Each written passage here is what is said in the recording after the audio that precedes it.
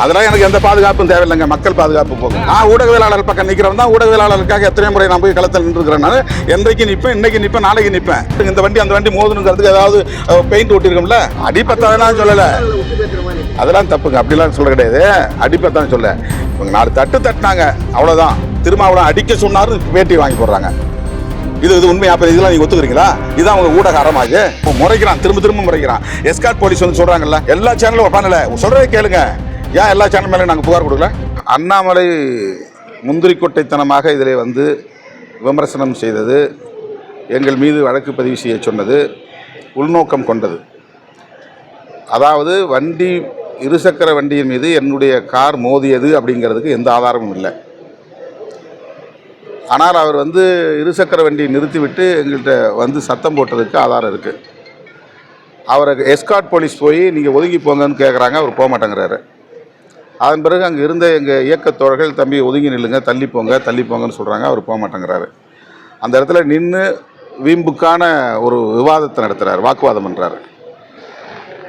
அப்போ வண்டியை வந்து நீ முன்னால் தள்ளிப்போ அப்படின்னு அவரை சேர்த்து தான் தள்ளுறாங்க. ஆனால் அவர் கையை விட்டுறாரு வண்டி. அந்த வண்டி இன்னொரு உண்மை என்னென்னா, அந்த வண்டி எங்கள் கட்சிக்காரன் வண்டி, விடுதலை சிறுத்தைகள் கட்சியை சார்ந்த ஒரு தம்பியின் வண்டி. அந்த வண்டியை அவர் 12:30 மணிக்கு எனக்கு வந்து ஒரு இடத்துக்கு போகணும், வேணும், கொடுங்கன்னு சொல்லி வாங்கியிருக்கிறாரு. ஆனால் 12:30 மணிக்கு அந்த இடத்துல இருந்து அவர் போகல. 2:30 மணிக்கு நான் நிகழ்ச்சி முடிச்சுட்டு வரும்போது தான் அந்த வண்டி எடுத்துகிட்டு வராரு. அவர் முன்னால் யாருமே இல்லை, எந்த டிராஃபிக்குமே இல்லை. நினச்சிருந்தா ஒரு சரன்னு வேகமாக போயிருக்கலாம். அல்லது இடது பக்கத்தில் நிறைய இடம் இருந்துச்சு, இடது பக்கத்தில் அவர் ஒதுங்கி போயிருக்கலாம். அதாவது வண்டியை பார்த்த பிறகு ஒரு கட்சி கொடி யாரோ வராங்க, சரி அவங்க போட்டோம் அப்படின்னு அவர் தள்ளி நின்றுருக்கலாம். ஆனால் காருக்கு முன்னால் வந்து வண்டியை நிறுத்திட்டு வண்டி மோதாத போதே, ஏன்னா வண்டிக்குள்ளே இருந்து எங்களுக்கு தெரியும் வண்டி மோதிச்சா இல்லையான்னு. வண்டி மோதுறதுக்கான வாய்ப்பே இல்லை. ஏன்னா அது ஸ்பீட் பிரேக் இருக்குது, அந்த இடத்துல ஒரு 4-5 ஸ்பீட் பிரேக் இருக்குது. நாங்களும் அப்போ தான் நிகழ்ச்சி முடித்து 2 நிமிஷம் தான் ஆகுது, உடனே ஸ்பீடு இருக்கிறதுக்கான தேவை அங்கே இல்லை. அப்போது வண்டியே மோதவில்லை என்கிற போது அண்ணாமலை எந்த புலனாய்வு அறிக்கையை பெற்றார்? வண்டி பைக்கில் மோதிச்சுன்னு சொல்கிறதுக்கு யார் அவருக்கு உறுதிப்படுத்தியது? அவர் ஏன் முந்திக்கிட்டு வந்து விடுதலை சிறுத்தையிலேருந்து குண்டர்கள்ங்கிறாரு, ரவுடிகள்ங்கிறாரு? அந்த வீடியோவை வெளியிட்டவர்களுக்கும் இவருக்கும் ஏதோ ஒரு தொடர்பு இருக்கிறது. இந்த வீடியோவை வெளியிடுவதற்கு என்னுடைய காருக்கு முன்னால் இருந்த ஒருவர் தான் எடுத்திருக்க முடியும். என்னுடைய காருக்கு முன்னால் எந்த பிரச்சனையும் இல்லை. ஏன்னா நான் ப்ரொட்டஸ்ட் பண்ணுற இடத்துல தான் எல்லாருமே இருந்தாங்க. வழக்கமாக என்கிட்ட பேட்டி கேட்பாங்க, அன்றைக்கி என்னென்னு தெரியல, பேட்டி கேட்கல. நான் இறங்கி வந்தவுடனே நான் பாட்டுக்கு என் வண்டியில் ஏறி வந்துட்டேன். நல்லா வேர்த்து இருந்துச்சு, நான் தலையை தோட்டிட்டு தான் இருந்தேன். எதுவும் பின்னால் என்ன நடக்குது, சைடில் என்ன நடக்குதுன்னா நான் பார்க்கல. நல்லா வேர்த்து போச்சு. எனக்கு கொஞ்சம் நேரம் துடைக்கலனா கூட தலைவலி வந்துடும். அதனால் நான் வந்து அதை துடைச்சிட்டே வந்தேன். திடீர்னு எல்லாம் கும்பல் குண்டை தான் நான் பார்க்குறேன். ஒரு நிமிஷம் கூட இருக்காது, எங்கள் வண்டி அதுக்கப்புறம் மூவ் ஆயிடுச்சு. அந்த தம்பி அந்த பக்கம் ஓடிட்டார். கும்பலில் என்ன நடக்குதுன்னு கூட நான் பார்க்கல. ஏன் இறங்கலை, ஏன் தடுக்கலை அப்படிங்கிற கேள்வியும் அவர் எழுப்புறாரு. எனவே முன்னால் வந்து ஒரு ஆளை செட் பண்ணி வச்சு இந்த வீடியோவை எடுத்துருக்குறாங்க. அந்த வீடியோ உடனடியாக வந்து அண்ணாமலைக்கு போயிருக்கு, அல்லது அந்த வீடியோ உடனடியாக ஒரு தனியார் தொலைக்காட்சி போயிருக்கு. சம்பவம் நடந்தது 2:34. ஆனால் அந்த வீடியோ வந்து அந்த தனியார் தொலைக்காட்சியை 2:39க்கு அப்லோட் பண்ணுறாங்க.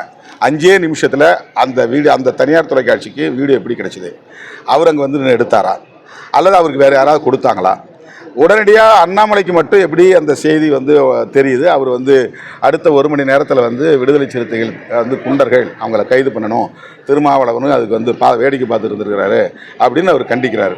அதனால் நாங்கள் விசாரித்து வரலாம், பொலிட்டிக்கலாக எங்களுக்குள்ளே கனெக்டடு அந்த லிங்கில் விசாரித்து வரலாம். இதுக்கு பின்னால் பிஜேபி இருக்குது. இது மாதிரி நான் ஆர்ப்பாட்டத்துக்கு வரேங்க தெரிஞ்ச உடனே அங்கே இருக்கிற அட்வொகேட்ஸ்கிட்ட சொல்லி அங்கே ஏதாவது ஒரு பிரச்சனை பண்ணுங்க அப்படின்னு சொல்லியிருக்கிறாங்க. இந்த பிரச்சனை நடந்திருக்கு. இது திட்டமிட்ட ஒன்று. இது குறித்து நான் வந்து முதல்வரை சந்தித்து இதை முழுமையாக ஒரு விசாரணை நடத்தணும்னு நான் கோரிக்கை வைக்க இருக்கிறேன். ஏன்னா இது என்னுடைய பாதுகாப்போடு தொடர்புடைய ஒரு விஷயமா இருக்குது. நான் முதல்ல இது வந்து ரொம்ப சிம்பிளாக நினச்சேன். ஒன்றும் இல்லை தம்பி, விடுங்க, பிரச்சனை பண்ணாதீங்கன்ட்டு நான் போயிட்டேன். அதுக்கப்புறம் வந்து தோழர்கள்லாம் மறியலில் உட்காந்தானோடனே டிசி லைனுக்கு வந்தார். சார் அது ஒன்றும் இல்லை சார், நான் போக சொல்லிட்டேன், நீங்கள் அந்த தம்பியை விட்டுருங்க, அவர் யாருன்னு தெரியாது. இப்போ அவர் வந்து வக்கீல்னு எங்களுக்கு தெரியுமா, அவர் என்ன சாதின்னு தெரியுமா, என்ன மதம் தெரியுமா, என்ன கட்சின்னு தெரியுமா. ஆனால் அவருக்கு நான் யாருன்னு தெரியும். நான் உள்ளே இருக்கிறது தெரியலனா கூட கட்சி கொடி தெரியும். எனக்கு பின்னால் போலீஸ் எஸ்கார்ட் வராங்க, அவங்க சைரன் போட்டு வராங்க. இவ்வளவு தெரிஞ்சும் வண்டி மோதாத போதே ஒருத்தர் வந்து வண்டிக்கு முன்னால் ரோட் சென்ட்ரலில் வண்டியை நிறுத்திட்டு அவர் நோக்கி வந்து அப்பயும் டிரைவர்கிட்ட போகல, என்கிட்ட நோக்கி வந்தாருங்கிறாங்க. நான் சரியாக அதை கவனிக்கலை. நான் தலை தொடச்சிட்டு இருந்தேன். ஸோ இந்த விவகாரத்தில் பிஜேபி உடனடியாக RSSகாரங்க தான் வேகமாக இறங்கி இதில் வேலை செய்கிறாங்க. ஆர்எஸ்எஸ் பிஜேபியோட தொடர்புடைய சாதி அமைப்புகள் வேகமாக வேலை செய்கிறாங்க. ஒரு சமூக பதற்றத்தை உருவாக்குவதற்கு இந்த தனியார் தொலைக்காட்சியும் அண்ணாமலையும் காரணமாக இருக்காங்க. இப்போ எனக்கோ எங்கள் கூடியிருந்த தம்பிகளுக்கோ யார் என்ன அவங்களுக்கு என்ன அடையாளங்கிறது தெரியலாம், ஆனால் அவர் என்ன அடையாளம் யாருக்குமே தெரியாது. உடனே இந்த சாதி பார்த்து தான் அவங்க அடித்தாங்க அப்படின்னு ஒரு சாதிக்கு எதிராக எங்களை நிறுத்துறாங்க. நாங்கள் எப்படி ஒரு சாதிக்கு எதிராக செயல்பட முடியும்? அப்போ எங்களை ஒரு சாதிக்கு எதிராக நிறுத்துகிற முயற்சியில் ஏன் அண்ணாமலை ஈடுபடுறாரு? சமூக பதற்றத்தை உருவாக்குறாரு. அவர் முதல்ல தமிழ்நாடு தலைவர் பதவியிலிருந்து வெளியே போயிட்டது அவருக்கு தெரியுமா தெரியாதா? அந்த பிரச்சனையை அவர் நயினார் நாகேந்திரன் அவர்கள் அட்ரஸ் பண்ணட்டும். இவர் கருத்து சொல்ல உரிமை இருக்குது, ஆனால் பதற்றத்தை உருவாக்குறதுக்கும் ஒரு புலனாய்வு நடக்காத போது வண்டியில் போய் மோதுனதுங்கிறதுக்கு என்ன ஆதாரம்? வண்டியில் மோதுனதுங்கிறதுக்கு ஆதாரம் காட்ட சொல்லுங்கள், நான் மன்னிப்பு கேட்குறேன். எல்லா சேனலுமே உடனே லைவ் பண்ணுறாங்க. எல்லா சேனலும் பண்ணல, சொல்கிறதே கேளுங்க. ஏன் எல்லா சேனல் மேலே நாங்கள் புகார் கொடுக்கல? எல்லா சேனல்லையும் தானே செய்தி வந்தது. எல்லா சேனல்லையும் செய்தி வந்ததில்ல, ஏன் வேறு சேனலில் நான் சொல்லலை? இந்த டிவிக்காக தொடர்ந்து பல வருஷமாக ஒரு சைடு எடுத்து ஒரு அவதூறு பரப்புறதுலையும் வதந்தி பரப்புறதுலையும் சமூக பதற்றத்தை ஏற்படுத்துறதுலையும் குறியார்ந்து செயல்படுறாங்க. நாங்கள் இல்லைன்னு மறுத்தது பிறகும் திரும்ப மாட்டிக்கொண்ட வீசிக்கான செய்தியை போடுறாங்க. பைக்கு மோதியது, பைக்கின் மீது திருமாவளவன் கார் மோதியதுன்றாங்க. கார் மோதியதுங்கிறது என்ன செய்தி? அது மோதியதாக தெரிகிறதுன்னு வேணா சொல்லியிருக்கலாம்ல, அப்படி சொல்லப்படுகிறது சொல்லலாம்ல, அல்லது அந்த பையன் சொல்கிறான்னாவது சொல்லணும்ல. இவங்க எப்படி ஒரு முடிந்த முடிவுக்கு வராங்க, உறுதியான முடிவுக்கு? இவ்வளவு நடந்த பிறகும் நீங்க பேசுறப்ப அவர் வாங்கின அடி பத்தாதுன்னு சொல்லலை, அதெல்லாம் தப்புங்க, அப்படிலாம் சொல்ல கிடையாது. அடிப்பத்தான்னு சொல்ல, இவங்க 4 தட்டு தட்டினாங்க, அவ்வளோதான். அது நான் வீடியோவில் தான் பார்த்து தெரிஞ்சுக்கிட்டேன், வண்டியில் உட்காந்து நான் பார்க்கல. என் வண்டி நகர்ந்துருச்சு, அந்த மொத்த செகண்ட்ஸே பாருங்கள், 30 செகண்ட் 40 செகண்ட்ஸ் தான் நடந்திருக்கும். சுற்றி சூழ்ந்து நின்றுட்டாங்க வண்டிக்கு முன்னால். அங்கே என்ன நடக்குதுன்னு தெரியாது, நான் உள்ளே உட்காந்துருக்கும் போது. அந்த மாதிரிலாம் நான் விட்டுட்டு ஒரு ஆள் கிடையாது. பிரச்சனை டக்குன்னு ஸ்பாட்டில் இறங்கிடுவேன் நான்.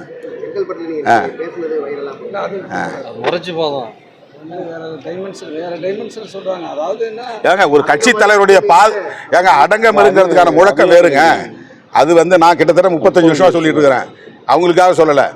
ஒடுக்கப்பட்ட மக்கள் அனைவரும் இது மாதிரி ஒடுங்கி கிடக்காதீங்க, கேஸ் போட்டானாக்கா பயப்படாதீங்க, யாராவது உங்களை மிரட்டானா பயப்படாதீங்கன்னு சொல்கிறதுங்கிறது ஒரு அரசியல் முழக்காது. அது யாரும் ஒரு குறிப்பிட்ட சாதிக்கு எதிரானது இல்லை, ஒரு சமூகத்துக்கு எதிரானது கிடையாது. அது உலகம் முழுக்க பொருந்தும், எந்த சமூகத்துக்காக இருந்தாலும் அது பொருந்தும். அது எதுவாக இருந்தால் நான் என்ன சொன்னேன்னா, அவங்க யாரும் திட்டமிட்டு அடிக்கல, அவன் முறைக்கிறான், திரும்ப முறைக்கிறான். எஸ்கார்ட் போலீஸ் சொல்கிறாங்கல்ல, தம்பி ஒதுங்குன்னு, ஒதுங்கி இருக்கலாம்ல. அதுக்கு அடுத்து இருக்கிற தம்பிங்கெல்லாம் ஒதுங்குன்னு சொல்கிறாங்களா, ஒதுங்கலாம்ல. அப்போ என்ன நோக்கம்? வண்டி மோதி கீழே விழல, இல்லை வண்டி மோதி ஒரு ஏதாவது ஸ்க்ராட்ச் இருக்கா காட்டுங்க, ஒரு டெஸ்ட் எடுங்க. இந்த வண்டி அந்த வண்டி மோதுனுங்கிறதுக்கு ஏதாவது பெயிண்ட் ஒட்டியிருக்கோம்ல. எந்த இன்வெஸ்டிகேஷனும் நடக்காத போது வண்டி மோதிதுன்னு ஏன் சொல்லணும்? அப்போ ஒரு சமூக பதற்றத்தை உருவாக்குறது முயற்சிக்கிறாங்கல்ல, அந்த டிவி மட்டும்தானே அதை செய்யுது. திரும்ப செய்கிறாங்களே, மறுபடியும் போய் ஒரே ஆள் போய் அவங்கள்ட்ட பேட்டி எடுக்கிறது, இவங்கள்ட்ட பேட்டி எடுக்கிறது, ஒரு 3-4 பேர்கிட்ட பேட்டி எடுத்து அது அவங்க சமூகத்தெல்லாம் பேரை சொல்லி திருமாவளவன் அடிக்க சொன்னார்னு பேட்டி வாங்கி போடுறாங்க. இது உண்மை? அப்போ இதெல்லாம் நீங்கள் ஒத்துக்கிறீங்களா? இதுதான் அவங்க ஊடகாரமா? இது உண்மையை திரிக்கிறது தான் ஊடகாரமா? அது ஒரு நேர்மை வேண்டாமா ஊடகத்துக்கு? ஒன் சைடு எடுத்து செய்வாங்க, அவதூறு பரப்புவாங்க, வதந்தியை பரப்புவாங்க, சமூக பதற்றத்தை பரப்புவாங்க. அதையெல்லாம் ஊடக சங்கங்கள் அங்கீகரிக்குதா? அப்போ நான் ஊடகவியலாளர் பக்கம் நிற்கிறவன் தான். ஊடகவியலாளருக்காக எத்தனை முறை நான் போய் களத்தில் நின்றுக்கிறேன். நான் என்றைக்கு நிற்பேன், இன்னைக்கு நிற்பேன், நாளைக்கு நிற்பேன். அது ஆனால் ஒன் சைடு எடுத்து வேலை செய்யக்கூடிய ஊடகங்களை நீங்கள் எப்படி அங்கீகரிக்கிறீங்க? பைக்கு மோதியதுங்கிறதுக்கு நீங்கள் ஆதாரம் காட்டுங்க. மற்ற சங்கங்கள்லாம் இன்றைக்கி என்ன கண்டிச்சிருக்காங்கல்ல, அந்த சங்கங்கள் எடுத்து இந்த ஃபுட்டேஜ் இருந்தால் எடுத்து காட்டுங்க. உன் கார் அதில் மோதிச்சு, அதனால தான் அந்த செய்தியை போட்டாங்கன்னு காட்டுங்க. நீங்கள் என்ன சொன்னாலும் நான் கேட்டுக்கிறேன், பொது இடத்துல நான் மன்னிப்பு கேட்குறேன். அதெல்லாம் எனக்கு எந்த பாதுகாப்பும் தேவையில்லைங்க, மக்கள் பாதுகாப்பு போகும். அந்த செப்டம்பர் 27ஆம் தேதி கரூரில் நடந்த பெருந்துயர் நிகழ்வில்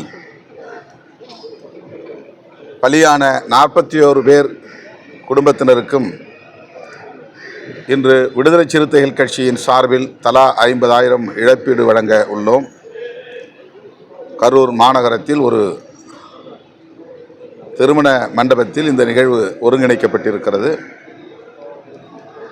பாதிக்கப்பட்டவர்களின் குடும்பத்தை சார்ந்த உற்றார் உறவினர்கள் இதில் பங்கேற்க இருக்கிறார்கள்.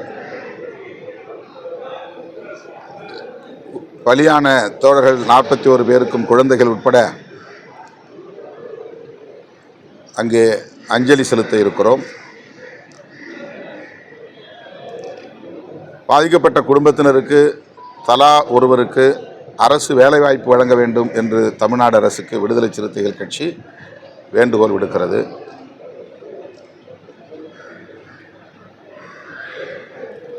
வேறு ஏதாவது கொஷின்ஸ்? சார் காயமடைந்தவர்கள்லாம் பார்க்குறீங்களா? இங்கே காயமடைந்தவர்கள் இல்லை, உயிரிழந்தவர்களுக்கு மட்டும்தான் நம்ம செய்கிறோம். 150 பேர் மேலே. பவுன்சர் இல்லாமல் வரீங்க, பவுன்சரோட வரீங்க என்ன? யார் பவுன்சர்? யார்? இல்லை, நம்ம தொண்டரணி, தொண்டரணி நம்ம கட்சி தொண்டை வந்திருக்காங்க பார்த்துக்கோங்க. அவங்களா யாராவது வந்திருப்பாங்க? நம்ம கட்சி அந்த மாதிரிலாம் எதுவும் கிடையாது. நம்ம கட்சி தொண்டர்கள் தொண்டரணி எப்பவுமே கருப்பு உடை உண்டு. இங்கே தொண்டரணி வந்திருக்காங்களா? கரூர்ல இருந்து வந்திருக்காங்களா? தீரன் வந்து பேர் வந்திருக்காங்க. பவுன்சர் கிடையாது, அவங்க நம்ம கட்சி தோழர்கள். கட்சி தொண்டரணி பொறுப்பாளர். இந்த எஸ்ஐடி விசாரணை வேணாம், சிபிஐ விசாரணை வேணும், தாவை கேஸ் போட்டுருக்காங்க. எனக்கு உச்சநீதிமன்றம் சில கருத்துக்கள் வந்து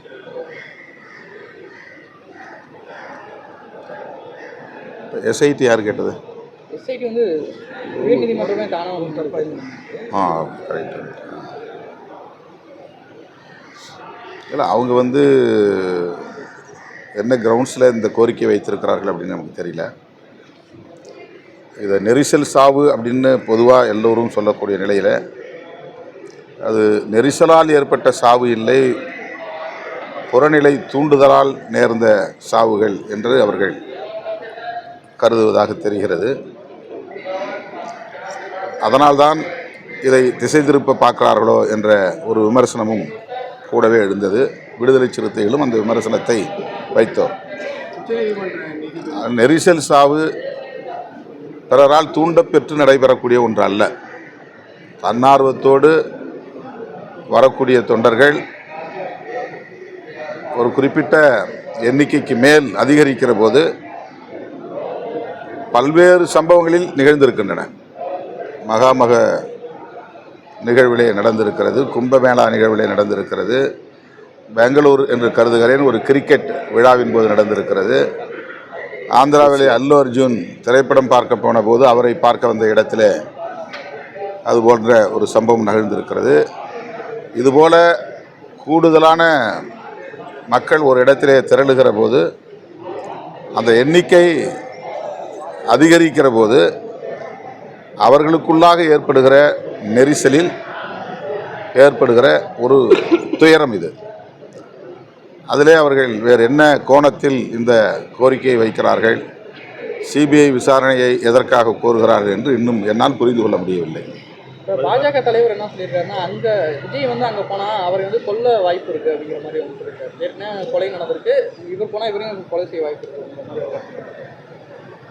இல்லாத பொல்லாத கதைகளை, கட்டுக்கதைகளை பேசுவதே அவரது வாடிக்கையாக இருக்கிறது. கற்பனையாகவும் யூகமாகவும் பல செய்திகளை அவர் பரப்புகிறார்.